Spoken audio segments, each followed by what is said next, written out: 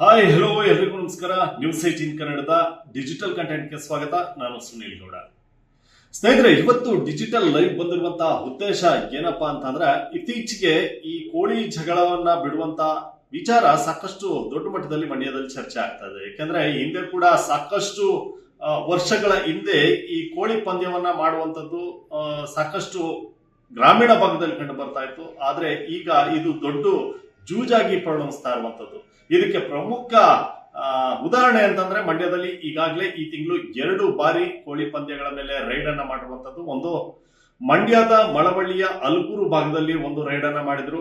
ಅಲ್ಲಿ ನಡೀತಾ ಇದ್ದಂತ ಕೋಳಿ ಪಂದ್ಯದ ಮೇಲೆ ದಾಳಿಯನ್ನ ನಡೆಸಿದಂತ ಸಂದರ್ಭದಲ್ಲಿ ಪೊಲೀಸರು ಕೋಳಿಗಳನ್ನ ವಶಕ್ಕೆ ಪಡೆದ್ರು, ಆರೋಪಿಗಳನ್ನು ಕೂಡ ವಶಕ್ಕೆ ಪಡೆದ್ರು. ಅದೇ ರೀತಿ ಈಗ ಮಂಡ್ಯದ ಶ್ರೀರಂಗಪಟ್ಟಣ ಭಾಗದಲ್ಲೂ ಕೂಡ ಕೋಳಿ ಪಂದ್ಯ ನಡೆಯುವಂತಹ ಜಾಗದಲ್ಲಿ ಪೊಲೀಸರು ದಾಳಿಯನ್ನ ನಡೆಸಿದ್ದಾರೆ, ಕೋಳಿಗಳನ್ನ ವಶಕ್ಕೆ ಪಡೆದಿದ್ದಾರೆ. ಹಾಗೆ ಆರೋಪಿಗಳನ್ನು ಕೂಡ ವಶಕ್ಕೆ ಪಡೆದು ನ್ಯಾಯಾಲಯಕ್ಕೆ ಹಾಜರುಪಡಿಸಿದ್ದಾರೆ. ಇನ್ನು ಕೋಳಿಗಳನ್ನ ಮೈಸೂರು ಝೂಗೆ ಬಿಡುವಂತ ನ್ಯಾಯಾಲಯ ಕೂಡ ಆದೇಶವನ್ನ ಅಂದ್ರೆ ಸೂಚನೆಯನ್ನ ಪೊಲೀಸರಿಗೆ ಕೊಟ್ಟಿರುವಂತದ್ದು.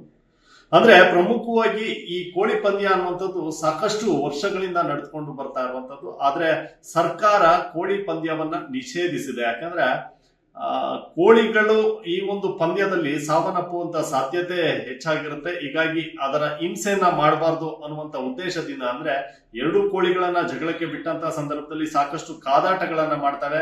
ಈ ಒಂದು ಸಂದರ್ಭದಲ್ಲಿ 2 ಕೋಳಿಗಳಿಗೂ ಕೂಡ ಸಾಕಷ್ಟು ಗಾಯಗಳಾಗುವಂತದ್ದು. ಹೀಗಾಗಿ ಕೋಳಿ ಪಂದ್ಯಗಳನ್ನ ಮಾಡಬಾರ್ದು, ಪ್ರಾಣಿ ಪಕ್ಷಿಗಳನ್ನ ಹಿಂಸೆ ಮಾಡಬಾರ್ದು ಅನ್ನುವಂತ ಉದ್ದೇಶದಿಂದ ಈ ಒಂದು ಕೋಳಿ ಪಂದ್ಯಕ್ಕೆ ಬ್ರೇಕ್ ಅನ್ನ ಹಾಕಿರುವಂತದ್ದು. ಆದ್ರೆ ಈ ಪಂದ್ಯಗಳು ಕದ್ದು ಮುಚ್ಚಿ ನಡೆಯುತ್ತೆ.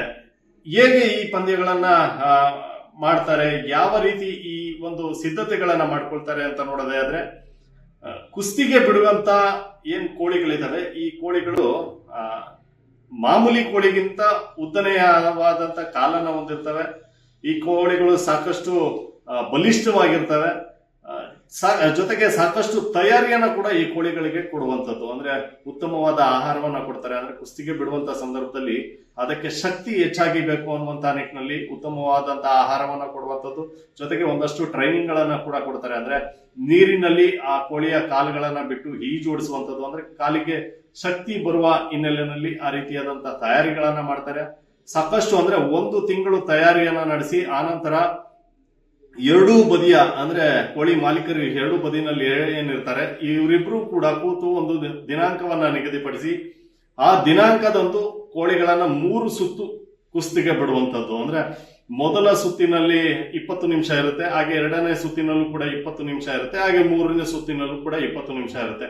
ಈ 3 ಸುತ್ತಿನಲ್ಲಿ ಯಾವ ಕೋಳಿ ನೆಲಕ್ಕುರುಳುತ್ತೆ ಆ ಕೋಳಿ ಸೋತಂತೆ. ಅಂದ್ರೆ ಮತ್ತೊಂದು ಏನ್ ವಿಜಯಶಾಲಿ ಆಗುತ್ತೆ ಕೋಳಿ, ಆ ಮಾಲೀಕ ಬಿದ್ದಂತ ಕೋಳಿಯನ್ನು ಆದನೆ ತೆಗೆದುಕೊಳ್ಳುವಂಥದ್ದು.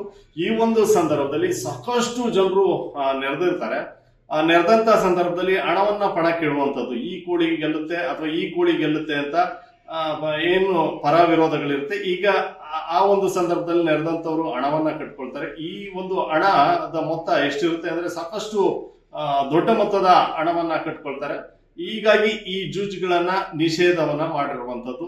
ಹೀಗಾಗಿ ಮಂಡ್ಯ ಪೊಲೀಸರು ಕೂಡ ಈ ಒಂದು ಕೋಳಿ ಜೂಜ್ ಏನಿದೆ ಅಂದ್ರೆ ಕೋಳಿ ಪಂದ್ಯ ಏನಿದೆ ಇದರ ಮೇಲೆ ಸಾಕಷ್ಟು ಒಂದು ಗಂಭೀರವಾಗಿ ಆಲೋಚನೆಯನ್ನ ಮಾಡ್ತಾ ಇದ್ದಾರೆ. ಹಾಗಾಗಿ ಇದೇ ತಿಂಗಳು 2 ಬಾರಿ ಕೋಳಿ ಪಂದ್ಯಗಳು ಎಲ್ಲೆಲ್ಲಿ ನಡೀತಾ ಇತ್ತು ಅಲ್ಲಿ ದಾಳಿಯನ್ನ ನಡೆಸಿ ಕೋಳಿಗಳನ್ನ ವಶಕ್ಕೆ ಪಡೆದುಕೊಂಡು ಆರೋಪಿಗಳನ್ನು ಕೂಡ ವಶಕ್ಕೆ ಪಡೆದುಕೊಂಡು ಕೋಳಿ ಪಂದ್ಯ ನಡೆಸುವಂತವರಿಗೆ ಗಂಭೀರವಾದಂತಹ ಸೂಚನೆಯನ್ನು ಕೊಟ್ಟಿದ್ದಾರೆ. ಇನ್ನು ಮುಂದೆ ಯಾರು ಕೂಡ ಜಿಲ್ಲೆನಲ್ಲಿ ಕೋಳಿ ಪಂದ್ಯವನ್ನ ನಡೆಸಬಾರದು ಅನ್ನುವಂತ ಎಚ್ಚರಿಕೆಯನ್ನು ಕೂಡ ಮಂಡ್ಯ ಪೊಲೀಸರು ಕೊಟ್ಟಿದ್ದಾರೆ. ಮಂಡ್ಯದಿಂದ ಸುನೀಲ್ ಗೌಡ, ನ್ಯೂಸ್ 18. ನಿರ್ಭೀತ, ನಿಷ್ಪಕ್ಷಪಾತ, ವಿಶ್ವಾಸಾರ್ಹ ಸುದ್ದಿಗಳಿಗೆ ಮತ್ತೊಂದು ಹೆಸರಾಗಿರುವಂತ ನ್ಯೂಸ್ 18 ಕನ್ನಡ ಈಗ ಆಪ್ನಲ್ಲೂ ಲಭ್ಯವಿದೆ. ದಯವಿಟ್ಟು ಇಲ್ಲಿರುವ QR ಕೋಡ್ ಅನ್ನ ಸ್ಕ್ಯಾನ್ ಮಾಡಿಕೊಂಡು ಆಪ್ ಅನ್ನ ಡೌನ್ಲೋಡ್ ಮಾಡೋದಕ್ಕೆ ಮರಿಬೇಡಿ. ನಿಮ್ಮ ಬೆಂಬಲ ಹೀಗೆ ಸದಾ ನಮ್ಮೊಂದಿಗಿರಲಿ. ಧನ್ಯವಾದ.